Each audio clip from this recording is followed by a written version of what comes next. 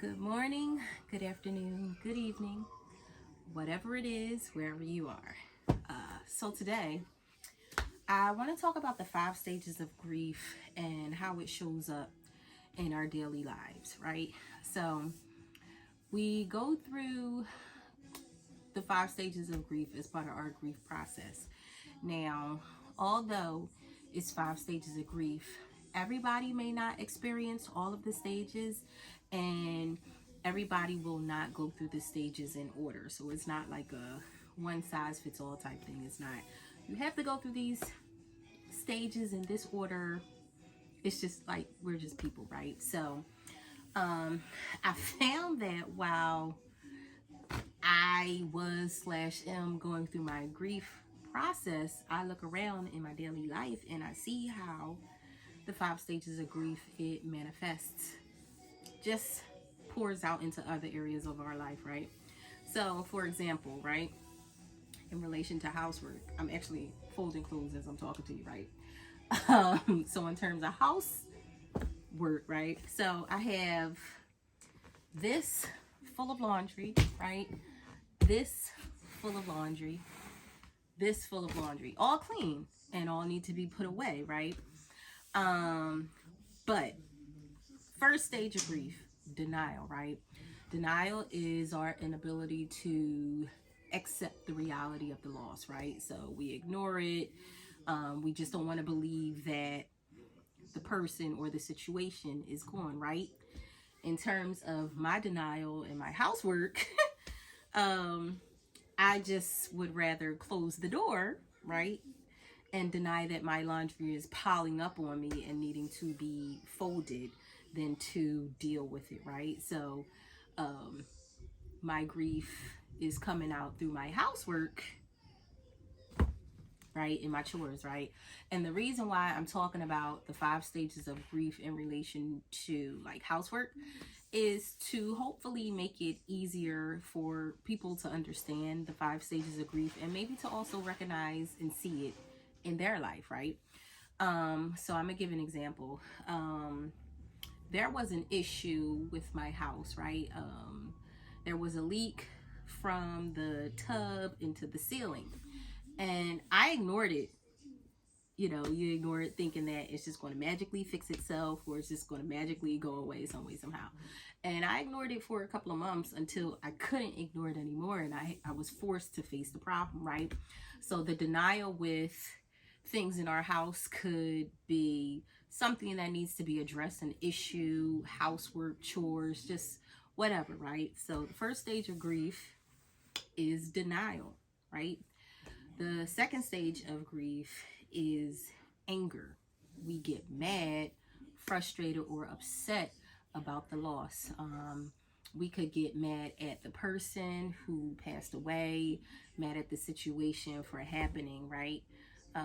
It's healthy and it's okay to be mad at someone for dying. Like, that's normal. Sometimes we feel like they had, I guess, control over leaving or not when they didn't. And it's okay to have irrational thoughts as we're going through our grief process, because grieving is just like, it makes you irrational and it's okay. It doesn't make you crazy, right? It makes you human. So being angry, I'm not even folding clothes, right? Being angry or upset at the person for leaving us. We could also be angry at ourselves. We could be angry at other people. We could be angry at the world. It's really just, we're just mad. We're angry at the situation and we just don't know what to do with those feelings. So we feel angry, right? That's the second stage of grief. In terms of housework or things around the house that need to be fixed, anger can manifest, or the stage of grief can manifest by us getting angry that nobody is helping us. We're angry that maybe we're the only one doing the thing. We could be angry that the situation is just not getting addressed. We could be angry at ourselves. So the second stage is anger. That's how it can manifest, you know, within the household area. The third stage of grief is bargaining, right? So bargaining is us begging God or pleading with God or a higher power, whatever you believe, to change the outcome of the situation. So it's sort of like, please God, please don't let them die. If you let them live, then I'll go to church every week. If you let them live, I'll appreciate them more. Things like that. That's bargaining. Bargaining doesn't, we try to change the outcome of the situation. So in terms of housework, bargaining with things that need to be done around the house is, trying to make a deal with somebody else or with yourself that if you do this, then I'll do that. So like if you clean the bathroom, I'll clean the kitchen or something like that. That's pretty much what bargaining is. The fourth stage is depression. And that's when we feel overwhelmed and hopeless about the situation. Just we're enveloped in this sadness, right?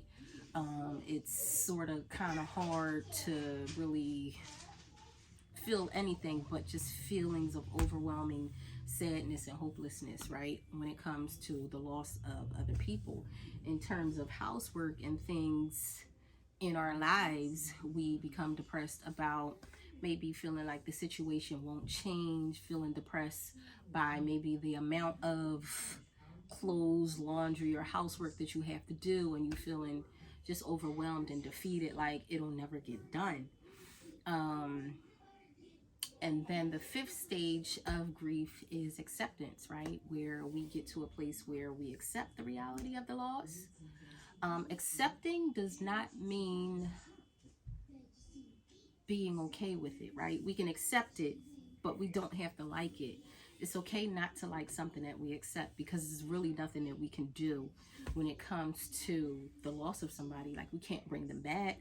We can't rewind time. Like if we could, then all of our loved ones would be here, right? So it's really just accepting and finding a way to move forward. Not finding a way to get over, because I don't know if we ever really get over the loss of people, but it's finding a way to move forward. And then in terms of housework and things that need to be done around the house, it's finding a way to move forward and getting these things done, right? So why did I pick housework to talk about the 5 stages of grief, right? When we're going through the grief process, very often housework, self-care, things of that nature fall to the wayside because we just don't have the energy. We lack the focus, the drive just to do anything. But I want to really give tips on how to help clean up your life, per se. Like when things around you are in a disarray, it makes you feel worse, or it helps to keep you feeling sad and defeated and overwhelmed. But once you clean out your space, you start to feel a little lighter. That's how you move towards healing, right? So in terms of things that need to be done around the house and the 5 stages of grief manifesting in our lives at home, right? We can break things down into small tasks. So there's a saying that says, inch by inch, anything's a cinch. So if you break things down into small tasks, so my laundry, right? These things need to be hung up. These things need to be folded. Maybe today I choose to just fold my clothes, right? That's one task. And then tomorrow I choose to hang up my clothes. That's another task. So breaking it down into these small actionable steps will help you tackle the larger goal. But you start small and it trickles into something big, right? And then we can also tackle things in the house by making things enjoyable, right? So while you're cleaning, turn on your favorite music, turn it up loud and just sing. Turn on your favorite podcast, turn on your favorite TV show, turn on YouTube. Watch this video, while you're doing your housework, folding your clothes, things like that. Talk on the phone. A lot of things can be done multitask, ask for help. You can ask for help. You can hire help. If you got it like that, hire somebody, right? You can always Google. Go to Google, trusty Google, to look somebody up for help. There are different apps. Let me see. You can. Here's the important thing, right? When it comes to getting things done in your house and clearing your house out and helping your space, don't try to do everything at one time, right? You can't clean. You probably can if this is you. Well, no, you can't, because if this was you, you wouldn't have this issue, right? But you can't clean the whole house in one day, because you're going to revert back to stage 4, which is depression. You're going to feel overwhelmed. You're going to feel like it's just too much. You might be cleaning all day and then look around and then it's still a whole bunch to do and you're just like, F it. You know what I mean? So don't try to do everything all in one day. Break things down into small tasks, inch by inch. Anything's a cinch, right? And then celebrate the win. So once this is done, right, I'm going to treat myself to maybe a little granola or a cup of tea, right? Or I might just sit down for like 10 minutes. That's the celebration to me. And then I'll move on to hanging up my clothes and then tackling this, and then I'll be done, right? Now this is a huge improvement from before, because everything that I'm telling you is something that I've done. Because when I first lost my son, nothing got done. Like, nothing got done. But I had to start somewhere, right? Everybody grieves differently, right? And I want you to have patience with yourself. I want you to be able to ask for help when you need it. And just know that you're not alone.